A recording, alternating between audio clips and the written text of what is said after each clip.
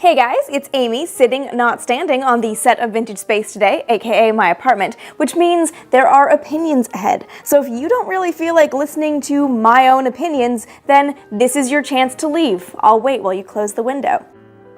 But if you do want to stick around and hear why I am not super convinced we should be going to Mars in the immediate future, stick around, because I am on my soapbox.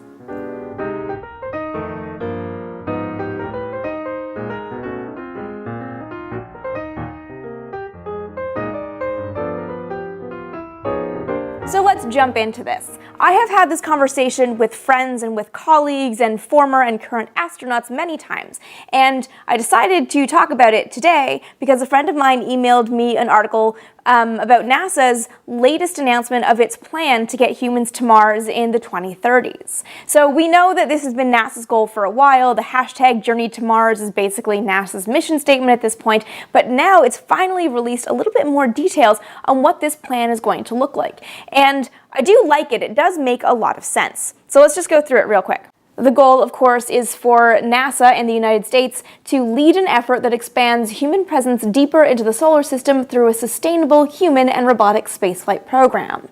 So those of you who have watched more of my sort of ranty vlog style videos know that I am a huge fan of sustainability in space. I love the idea of creating an architecture that can be used to get you to Mars, but then also modified to get you to other places in the solar system. There's no point, I think, in saying, let's go here and then developing technology that can only go there, which was really my big beef with Apollo, but that is a whole separate ranty video. So NASA does look like it has a really good plan for kind of building this sequential, lasting architecture for deep space exploration that will begin, at the very least, with humans to Mars. So Phase 0 is current exploration on the International Space Station, starting to figure out how humans really need to live and work in space, and starting to solve some of the biological problems. Phase 1 is moving into cislunar space. The meat of Phase 1 is designing a small space station called the Deep Space Gateway. This is going to be more Skylab-esque as opposed to space station-esque, in that it's not designed to be staffed all the time with a continuing round of crews and resupply missions. It's designed to support a crew of 4 for about 42 days. It's got a propulsion module, a habitation module, possibly an airlock for spacewalks, but it's not going to be the same long-term living space as the International Space Station. So once the Deep Space Gateway is built, it will become a port for missions in the Deep Space Transport Vehicle. This is a much larger vehicle that can support a crew of 4 for about 1,000 days. It will be able to be resupplied, refurbished, and refueled at the Deep Space Gateway, and it should be long-lived enough for 3 round trips to Mars. So this thing is really built to last a while and to be reliable, with minimal/no need for any piece of it to return to Earth for any kind of refurbishment. Once the Deep Space Transport Vehicle is built, it will be able to do some early reconnaissance missions at Mars, and then phases 3 and 4 of this plan see missions to the Mars system and to the surface of Mars. This whole plan, of course, depends on the Space Launch System, or the SLS, being built in time. NASA needs its insane heavy lift capability to get all of this hardware off the ground, to assemble it in cislunar space, and then also get more of the supplies and the crews up to the station to get them on the vehicle to then send them to Mars. So this plan looks good. I mean, it depends on technology and rockets that don't exist yet, that are currently in sort of the thoughtful mind development phase. But of course, you have to start somewhere. So that's great. But the question that I have is, should we really be focusing all our energy and attention on getting to Mars? Are we ignoring or just not really considering planets and moons that might be more interesting and might be more worthy of deep space human missions? So I can hear you guys yelling at me in the comments already, because I know this is a deeply unpopular opinion to have, but I'm not alone in this. I have a lot of friends, both with NASA and not with NASA, who are just giant space people, who would love to see us focus more attention on other things in the solar system than Mars. Now, we know Mars. We've been on Mars with a pretty constant robotic presence for more than a decade, and since the 1970s, we've been gathering a lot of data on the red planet. We know it. We can sort of see a life for us there. It's the most likely to support humanity, even though it would be a life for a very long time under domes and in spacesuits. Even if we could terraform it, it would be so hard for Mars to hold on to that atmosphere, it's unlikely to really work. So why are we so focused on going to Mars? Well, we know it, right? Like I just said, we've been there, we sort of have an idea what we're dealing with on Mars. What is the real reason we want to go to Mars or should be focusing so heavily on going to Mars? Is it just because it's there and we need a destination to go to? Is it because we need to inspire the next generation or have a place where we can point to and say, look, that's where we're going to live once we finish destroying our own planet? From a human perspective, I kind of get it. And from a science perspective, I also kind of get it. Any geologist will tell you that a human can do as much work in the field in a day as a rover can do in a year. So having a geologist on Mars, having scientists actually doing in situ research in the field on Mars would really help us unlock a lot of the secrets of the red planet. That's great. That's a reason I would say to go to Mars. But there are so many other planets and moons that might be more interesting. I feel like we're almost just not, and I don't say this from like NASA focusing too heavily, I mean like humans, just the conversation around space, I feel is so heavily focused on Mars that we're sort of forgetting the fact that there's a whole solar system of amazing places out there that I would so much rather we take the time to understand and really dig into, because I'm not totally sure that Mars is the best place to focus our energy on, to take the risk to send people to in the next 20 years, when we really don't know a lot about how to get there, and we might not get what we want when we get there. So there's a couple of ways I think you can look at this. You can look at it from the purely like selfish human perspective of we need a new place to live. All right, fine. If you just want to go to a planet for the sake of going to another planet, Mars is your easiest bet. We have the most successful landings there. We can deal with it. We know how to do it more or less, sort of the issues of radiation and like human survival and the whole like not killing the crew thing. Bit of an issue there, but we can solve that, right? Sort of, maybe. We need a lot more money to solve that. But if we're looking from a science perspective, do we need to be focusing on Mars right now? The architecture to build this sequential, incremental journey to Mars thing is great and expensive. And when you put a crew on board that needs all those kinds of life support things, yes, it's more inspirational to have astronauts on board, but they are also just adding to the cost. And what's suffering is all the other planetary exploration that we can't do because we don't have enough money to go to Mars and also explore moons. So let's just think really quickly about some of the other places that we could go. I mean, yes, okay, it's harder to get to moons of Jupiter or Saturn. Granted, I get that. But let's just pretend that's not an issue for a second. What about Titan? Let's just talk about Titan for half a second. Titan has such an interesting chemical environment with methane and ethane seas. It's got a very similar chemistry and thought to have a very similar environment to primordial Earth, which to me is way more interesting, because if we want to understand how life arose on Earth, why not go to nature's laboratory that's mimicking early Earth, aka Titan, and see what's there? That could be a really fascinating place to send human scientists to actually understand what's going on that planet. But I mean, totally honestly, I would take a robot over a human for now, just because it's easier and cheaper. Like, I really want to go to Titan. And then there's moons like Europa, which is covered in a thick layer of ice, but has a subsurface ocean.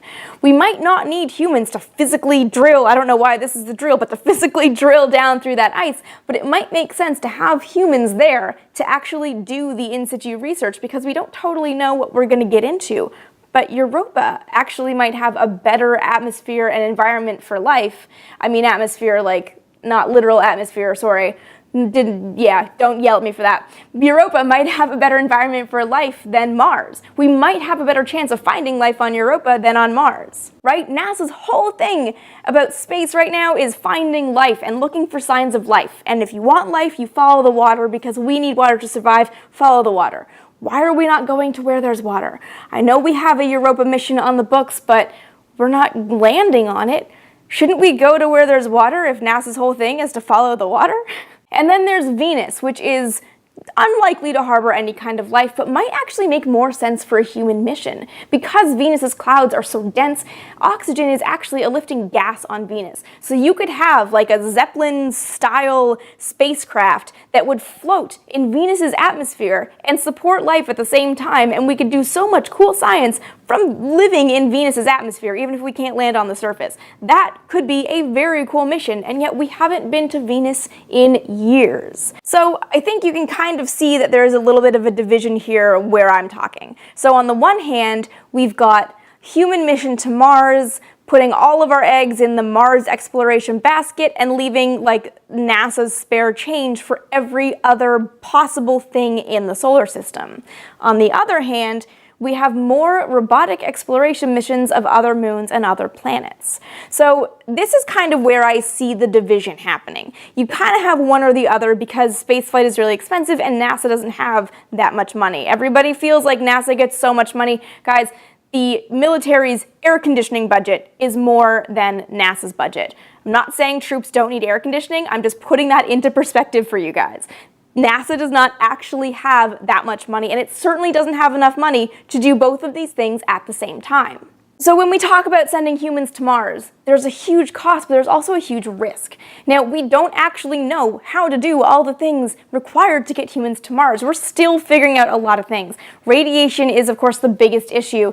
Okay, yes, you can fly through the Van Allen belts. Video right up here. Go watch it. You can fly through the Van Allen belts. Stop telling me that we didn't go to the moon because we can't fly through the Van Allen belts. Flying through the Van Allen belts is one thing, but that is a very quick transfer. It's really that long-term exposure to deep space radiation in the 500 or so days it takes to get to Mars. Of course, the days will vary depending on where the two planets are when you launch. But that is a big issue for crews, is the radiation exposure. Not to mention, Mars doesn't have our lovely magnetic field to protect the planet from radiation from space the way we are. So once the crews get to Mars, they will still be being hit with a lot of radiation.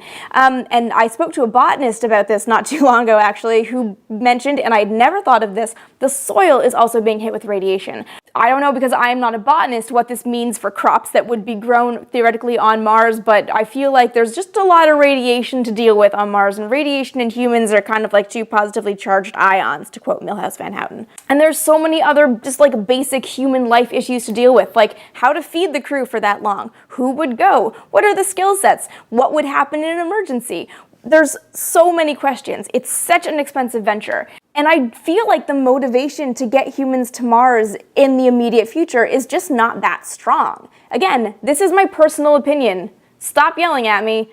I'm allowed to have my opinion while you're yelling at me in the comments. For my part, I would love to see us take a step back from the need and that sort of push to get humans on Mars in the next 20 years. Take a step back and actually take a bit more time to figure out the research, figure out how to actually solve all these problems, while also exploring other places in the solar system. Because I think that it might be the case that there's a way more interesting target for human scientists to go visit and to study in situ than Mars. And I think it would be so good if we knew a little bit more about all the planets and the moons in our solar system with a few other small missions. I mean, think something on the scale of like New Horizons, right? That was not a massive vehicle, but it did so much with very little. Let's get some more smaller missions to the outer moons, to Venus, to other places in the solar system to really figure out, okay, if we're gonna take the risk and take on the expense of sending humans anywhere in the solar system, let's make it really worth it. Because it sort of comes down to this thing of like, do we wanna just go there and live because humans can't be single planet system? People, thing, race, that's the word. Or do we want to go for science? And I think it just depends on what side of that camp you're on. I am on team science for this. I really feel like I would love to see these missions being done to understand more about how the solar system came to be, or why life arose on Earth and not other places. And I would like to see those questions solved and really understand more about the intricacies of our own system, as opposed to see humans on Mars for the sake of humans on Mars, which I feel like is the driving motivation. I know that this is a deeply unpopular opinion, but I also know that I'm not alone in this. I've talked to a lot of people about what two things to do: go to Mars with humans right away, or go to other planets and other moons with robots and really understand what is going on in space before we send a crew somewhere. These two things, a lot of people are on team explore more space and figure out where the best place to send humans is, and really make sure that when we do it, it's worthwhile and it's the right mission. It's the right place for the right reasons. Because I'm not sure about Mars. I don't know. There's so many other places I'd like to see us go. There's so many other mysteries that I would love to see us solving that would be best done with humans.